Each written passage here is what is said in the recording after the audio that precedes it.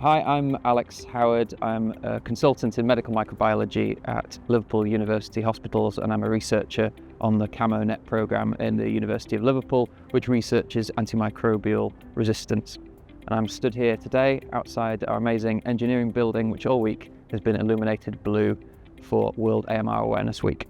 First of all, AMR stands for Antimicrobial Resistance, which basically means that if you take an antibiotic for an infection, that antibiotic doesn't work how it's supposed to. And that's a big problem for a couple of reasons. First of all, if you have a severe infection and the antibiotic doesn't work, that could potentially be life-threatening. We anticipate that AMR will kill more people almost than anything else by 2050. But also, we rely on antibiotics because they underpin functioning healthcare systems, giving cancer chemotherapy, performing surgery, transplant. All of these things become very difficult and very dangerous if you can't fall back on antibiotics when things go wrong. I think an awareness week is important because I don't think the public are very aware about how big a risk antimicrobial resistance is, how big a threat it is to people's lives, how big a threat it is to people's way of life. And they get a lot of conflicting information about it. People get told they should take antibiotics, they should always complete the course, but only when necessary. But we don't really furnish people with the tools to make those decisions and have proper autonomy in them. So I think what we can really do as part of this week is to put a few clear key messages across about antimicrobial resistance to people. AMR is very much a global problem, and that's for a few reasons really. First of all, globally antibiotic and antimicrobial availability varies quite widely, and in some settings you can access antibiotics, you can buy antibiotics over the counter without a prescription, which is obviously a huge problem because there's no real regulation of that use.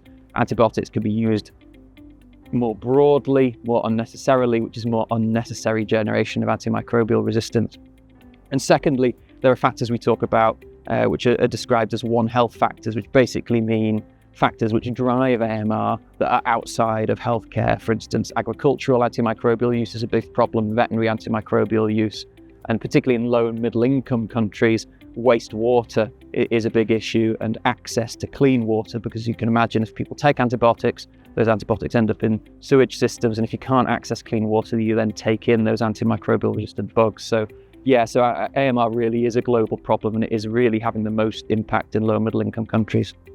So the Antimicrobial Pharmacodynamics and Therapeutics group has two main streams of work that relate to antimicrobial resistance. First of all is the pharmacodynamics aspect, which is basically testing in the laboratory antibiotics in sort of human systems with the aim of optimizing antibiotic use in terms of dose and so on. And then there's my main area of interest, which is in data science and artificial intelligence, which is leveraging data, better leveraging data to managing the problem of antimicrobial resistance by enabling us to give better targeted interventions in antimicrobial stewardship and infection prevention and control. And it's through those two pieces of work we're really looking to move the dial on antimicrobial resistance.